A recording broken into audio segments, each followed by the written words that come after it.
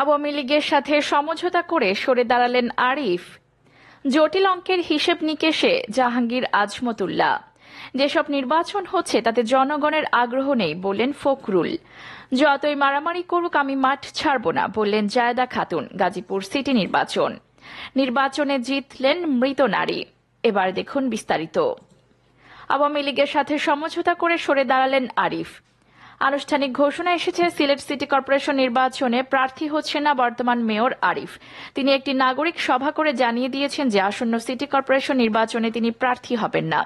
আর এই প্রার্থী না হওয়ার কারণ হিসেবে তিনি কিছু ব্যাখ্যা দিয়েছেন। বলেছেন যে অবাধ, সুষ্ঠু, নিরপেক্ষ নির্বাচন হবে এটা তিনি বিশ্বাস করেন না। শনিবার সিলেট নগর রেজিস্ট্রি মাঠে নাগরিক সভায় তিনি আনুষ্ঠানিকভাবে ঘোষণা দেন।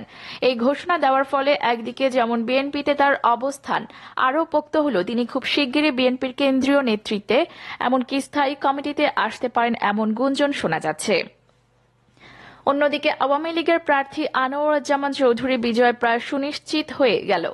এই সিটি কর্পোরেশন এখন নির্বাচন হবে অনেকটাই একতরফা এবং এখানে আওয়ামী লীগের প্রার্থীর বিজয়ের মোটামুটি নিশ্চিত বলে ধরে নেওয়া হচ্ছে। সিলেটে গুঞ্জন উঠেছে, তাহলে কি আনোয়ারকে বিজয়ী করার জন্যই আরিফ সরে দাঁড়ালেন? একাধিক দায়িত্বশীল রাজনৈতিক বিশ্লেষক এমনটি মনে করছেন। এর ফলে আরিফের উভয় দিক থেকে লাভ হলো বলেও ধারণা করা হচ্ছে। আওয়ামী লীগকে সুযোগ করে দেওয়া বা আওয়ামী লীগের সাথে সমঝোতা করে কেন আরিফ নির্বাচন থেকে সরে দাঁড়াবেন? রাজনৈতিক বিশ্লেষকরা বলছেন যে নির্বাচনে যদি আরিফ প্রতিদ্বন্দ্বিতা করতেন তাহলে আনোয়ারের বিজয় অনেক কঠিন হয়ে পড়ত এবং আওয়ামী লীগের মধ্যে বিভক্তি তৈরি হতো। কিন্তু এই নির্বাচনে দাঁড়ালে সবচেয়ে ক্ষতি হতো আরিফের। তিনি বিজয়ী হলেও বিএনপি থেকে বহিষ্কৃত হন এবং ভবিষ্যতে সিলেটে বিএনপির রাজনৈতিক নেতৃত্ব তার হাতে থাকত না। নতুন নেতারা বেরিয়ে আসতো, আর এ কারণে আওয়ামী লীগকে ছেড়ে দিয়েছেন। এর ফলে তার আরেকটি লাভ হবে। আরিফুল হক চৌধুরী 2 মেয়াদে সিলেট সিটি কর্পোরেশন মেয়রের দায়িত্ব পালন করছেন। অপরদিকে জটিল অঙ্কের হিসেব নিকেশে জাহাঙ্গীর আজমতুল্লাহ। গাজীপুর সিটি কর্পোরেশন নির্বাচনের শেষ মুহূর্তে প্রচারণা চলছে। এই প্রচারণা এখন তুঙ্গে। এই সিটি কর্পোরেশন নির্বাচনে শেষ পর্যন্ত কে হাসবে, আজমতুল্লাহ নাকি জাহাঙ্গীর? সেই প্রশ্নের উত্তর পাওয়া যাবে 25 মে। তবে নির্বাচনের আগে নানা রকম জটিল সমীকরণ মেলাতে হচ্ছে। চলছে জটিল অঙ্কের হিসেব নিকেশ। নানা কারণে এই নির্বাচনে একদিকে যেমন স্বতন্ত্র প্রার্থী জাহাঙ্গীরের মা শক্ত প্রতিদ্বন্দ্বিতা গড়ে তুলেছেন, আবার নানা হিসেব নিকেশে 25 মে সিটি কর্পোরেশন নির্বাচনে আজমতুল্লাহর বিজয় মোটামুটি সুনিশ্চিত।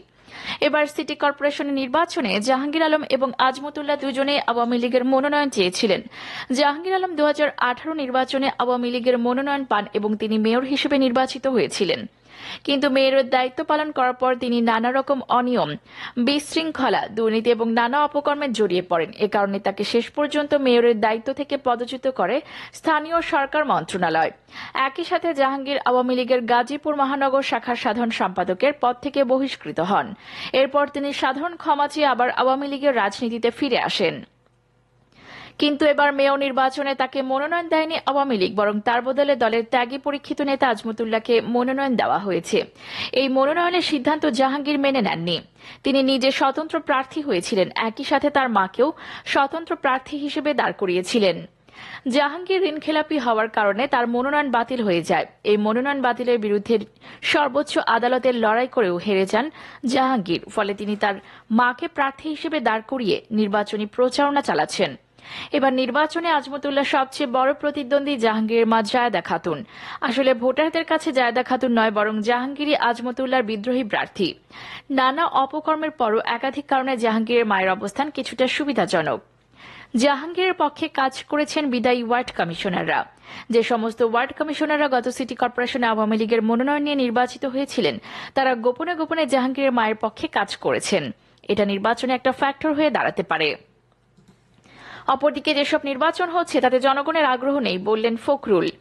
নির্বাচন কমিশন সরকারের নিয়ন্ত্রণে এবং দেশে যেসব নির্বাচন হচ্ছে তাতে জনগণের আগ্রহ নেই, এই মন্তব্য করেছেন বিএনপি মহাসচিব মির্জা ফখরুল ইসলাম আলমগীর। তিনি বলেছেন, বেশিরভাগ নির্বাচনে তাদের দলের ক্ষমতাসীন লোক ছাড়া কেউ অংশ নিচ্ছেন না। সাম্প্রতিক সিটি কর্পোরেশন নির্বাচনগুলোয় বিরোধী দলের জনপ্রিয় প্রার্থীরা অংশ নিচ্ছেন না। সিলেট সিটি কর্পোরেশনের সাবেক মেয়র আরিফুল হক নির্বাচন থেকে সরে গেছেন। রোববার সকালে জাতীয় প্রেস ক্লাবের জহুর হোসেন চৌধুরী মিলনায়তনে মির্জা ফখরুল ইসলাম এসব কথা বলেন। জাতীয় গণতান্ত্রিক পার্টি তাদের প্রতিষ্ঠাতা সভাপতি শফিউল আলম প্রধানের ৬ষ্ঠ মৃত্যুবার্ষিকী উপলক্ষে আলোচনা সভার আয়োজন করে। এতে প্রধান অতিথির বক্তব্যে বিএনপি মহাসচিব বলেন, দেশ এখন এক ক্রান্তিকাল অতিক্রম করেছে। কর্তৃত্ববাদী সরকার প্রতিষ্ঠিত হয়েছে। তারা গণতন্ত্র, মানবাধিকার, নির্বাচন ব্যবস্থা সবকিছুকে গুড়িয়ে দিয়েছে। নির্দলীয় সরকারের অধীনে নির্বাচনের দাবির প্রসঙ্গ টেনে বিএনপি মহাসচিব মির্জা ফখরুল বলেন, আমরা স্পষ্ট করে জানিয়ে দিয়েছি, এই সরকার ক্ষমতা থাকলে কোনো সুষ্ঠু নির্বাচন হবে না। নিরপেক্ষ তত্ত্বাবধায়ক সরকারের অধীনে নির্বাচন হতে হবে। এই দাবিতে সব জাতীয়তাবাদী গণতান্ত্রিক শক্তিকে ঐক্যবদ্ধ হয়ে রাজপথে দুর্বার আন্দোলন চালিয়ে যেতে হবে। বাক স্বাধীনতা ও গণমাধ্যমের স্বাধীনতা নিয়ে কথা বলেন মির্জা ফখরুল ইসলাম। তিনি বলেন, দেশে এখন মানুষের বাক স্বাধীনতা নেই, গণমাধ্যমের স্বাধীনতা নেই। সত্য কথা বললে নানাভাবে নির্যাতন করা হচ্ছে। সম্প্রতি প্রথম আলোর সাংবাদিককে রাতের অন্ধকারে তার বাড়ি থেকে তুলে নেওয়া হয়েছিল। সম্পাদকের বিরুদ্ধে মামলা করা হয়েছে। সবাই মিলে প্রতিবাদ না করলে দেশ রক্ষা করা যাবে না। মির্জা ফখরুল ইসলাম দলীয় নেতাকর্মীদের উদ্দেশ্যে বলেন, এখন আর অপেক্ষার সময় নেই। রাজপথে আন্দোলন করতে গিয়ে বিএনপি ১৭ জন কর্মী প্রাণ দিয়েছেন। নতুন করে আন্দোলনের ডাক দেওয়ার কিছু নেই। সবাই মিলে দুর্বার আন্দোলন গড়ে তুলতে হবে। অপরদিকে গাজীপুর সিটি নির্বাচন যতই মারামারি করুক আমি মাঠ ছাড়ব না, বললেন জায়েদা খাতুন। গাজীপুর সিটি কর্পোরেশন নির্বাচনে স্বতন্ত্র মেয়র প্রার্থী জায়েদা খাতুন বলেছেন, যতই মারামারি করুক আমি মাঠ ছাড়ব না। আজমতুল্লাহ তো পুরান লিডার, আমি তো নতুন। উনি একটা দল করেন আর আমি এককভাবে নির্বাচন করি। আমার প্রতি এত অত্যাচার কেন? এই অত্যাচারের কি বিচার হবে না?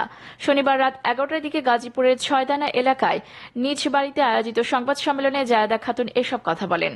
বিকেলে টঙ্গী পূর্ব বউবাজার এলাকায় হামলা চালিয়ে গাড়ি ভাঙচুর অভিযোগে এই সংবাদ সম্মেলনের আয়োজন করা হয়। সংবাদ সম্মেলনে তার ছেলে গাজীপুর সিটি কর্পোরেশন নির্বাচনে সাবেক মেয়র জাহাঙ্গীর আলম উপস্থিত ছিলেন। সংবাদ সম্মেলনে জায়েদা খাতুন বলেন, আমার ভোটটা আমি ঠিকমতো কিভাবে পাবো? আমি তো এখনই বুঝতাছি ভোট ঠিকমতো পাবো না। আপনারা দোয়া করেন আমি যেন 25 তারিখ পর্যন্ত সুস্থ থাকি। আমি 25 তারিখ পর্যন্ত ভোটের আশায় থাকব। জায়েদা খাতুন আরো বলেন, 57টি ওয়ার্ডে গেলে সবাই ভোট দিতে চায়, কিন্তু টঙ্গীতে গেলেই হামলা করে। যে কয়দিন গেছি হামলা হয়েছে, দুদিক থেকে হামলা করেছে, পিটাপিটি করে, গাড়ি তো দেখছেন কিভাবে ভাঙচুর করেছে। অপরদিকে নির্বাচনে জিতলেন মৃত নারী। মৃত্যুর প্রায় 2 সপ্তাহ পর ভারতের উত্তরপ্রদেশের স্থানীয় নির্বাচনে জয়ী হয়েছেন এক নারী। সমর্থকরা তার প্রতি ভালোবাসা দেখিয়ে তার প্রতীকে ভোট দিয়ে বিজয়ী করেছেন। মঙ্গলবার উত্তরপ্রদেশের সরকারি কর্মকর্তারা স্থানীয় নির্বাচনে মৃত প্রার্থীর জয়ের এই তথ্য জানিয়েছেন। খবর এএফপির।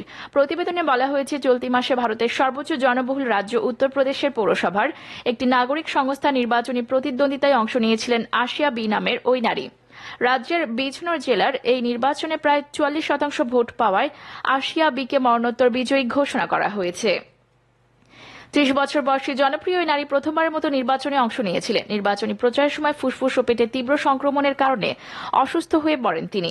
নির্বাচনের মাত্র 12 দিন আগে মারা যান আসিয়া বি। আসিয়া বির মারা যাওয়ার তথ্য নির্বাচনী কর্মকর্তাদের জানিয়েছিলেন তার স্বামী।